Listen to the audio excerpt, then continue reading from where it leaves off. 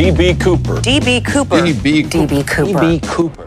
Hello guys, नाम तो सुन लिया होगा डीबी कूपर। देखिए 24 नवंबर को यूं तो कई ऐतिहासिक घटनाएं हुई होंगी, लेकिन कुछ लोग इसे डीबी कूपर डे के रूप में याद करते हैं।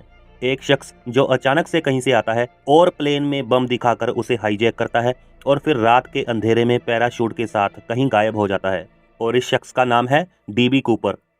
और चलिए, वीडियो शुरू करने से पहले आप सब्सक्राइब के बटन पर क्लिक कर दीजिए। तारीख थी 24 नवंबर 1971। दोपहर का वक्त था। अमेरिका का ओरेगन राज्य था। पोर्टलैंड में एक आम सा दिखने वाला शख्स नॉर्थ वेस्ट ओरिएंट एयरलाइंस के काउंटर पर पहुंचा। उसने अपना नाम डैन कूपर बताया। उसने कैश देकर सिएल्ट वाशिंगटन के लिए फ्लाइट 305 का एक तरफा टिकट खरीद लिया। उसी के साथ शुरू हुआ अमेरिका की जांच एजेंसी FBI के इतिहास का सबसे बड़ा अनसुलझा रहस्य। कूपर एक शांत दिखने वाला व्यक्ति था। उसकी उम्र 40 से 45 के बीच थी। उसने ब्लैक टाई और वाइट शर्ट के साथ एक बिजनेस सूट पहना हुआ था। फ्लाइट में टेक ऑफ का इंतजार करते करते कूपर ने एक ड्रिंक ऑर्डर की, बॉर्बन बिक्सी ऑर्डर की और सोडा ऑर्डर किया।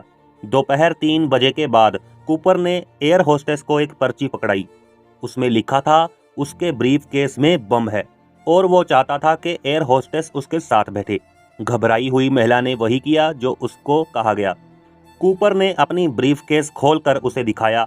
उसमें ढेर सारी तारें और लाल रंग की सिटकस थी, जिसे देखकर एयर होस्टेस के होश उड़ गए। कूपर ने कहा कि वो जो उसे कहेगा महिला उसे लिखेगी। फिर वो सब कुछ लिखने के बाद एयर होस्टेस वो नोट लेकर फ्लाइट के कैप्टन के पास गई, जिसमें 4 पैराशूट और $2 लाख की मांग की गई थी। फ्लाइट ने जब सिएल्ट में लैंड किया तो कूपर ने पैसों और पैराशूट के बदले 36 यात्रियों को छोड़ दिया, लेकिन उसने कई बंदों को बंदी बनाए रखा था।